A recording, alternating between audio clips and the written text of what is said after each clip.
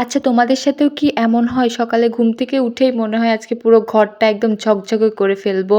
আজকে আমি ঠিক এই নিয়ত নিয়েই উঠলাম। চোখ খুলে দেখি আরে বাবা ঘরের অবস্থা দেখে মনে হচ্ছে গতকাল ঝড় বয়ে গেছে। বিছানায় কাপড়, টেবিলের জিনিসপত্র সবকিছু এলোমেলো। ঠিক তখনই ডাইনিং টেবিলের থেকে একটা সুগন্ধ বেরিয়ে আসলো।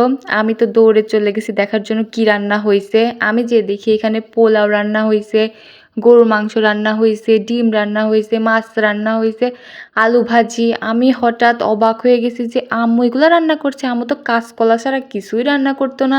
হঠাৎ এইগুলা রান্না করছে কিছুই বুঝতেছি না। আমি আবার ঘরে চলে গেছি, যেয়ে ভাবলাম যে ঘরটা পরিষ্কার করি, পরিষ্কার করে তারপরে যেয়ে খাবো। কিন্তু আমার খাওয়ার জন্য যে কি হচ্ছিল বলার মতো না। দেখো ঘরের অবস্থা কি। আমি ঘর গোছানো বাদ দিয়ে চলে আসছি খাওয়ার জন্য। আর এই প্লেটটা আম্মু বার করছে মেহমানদের জন্য, কিন্তু আমি আজকে এই প্লেটে খাবো। গাইজ এই প্লেট বেরই করতে দেয় না, কাঁচের প্লেট বের করতে দেয় না। মেহমান আসলে শুধু কাঁচের প্লেট বের করতে দেয়। তো তারপরে আমি এই যে খেতে বসে গেছি, আমি সেই খাওয়া খাচ্ছি এখানে।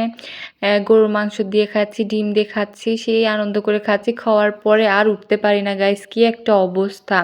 আগেই খাওয়া-দাওয়া শেষ করে আমি চলে আসছি আমার রুমে। আসার পরে ঘরের দরজাটা দিছি, দিয়ে এখন আমি আমার অগোছালো রুমে এখন শুয়ে থাকবো।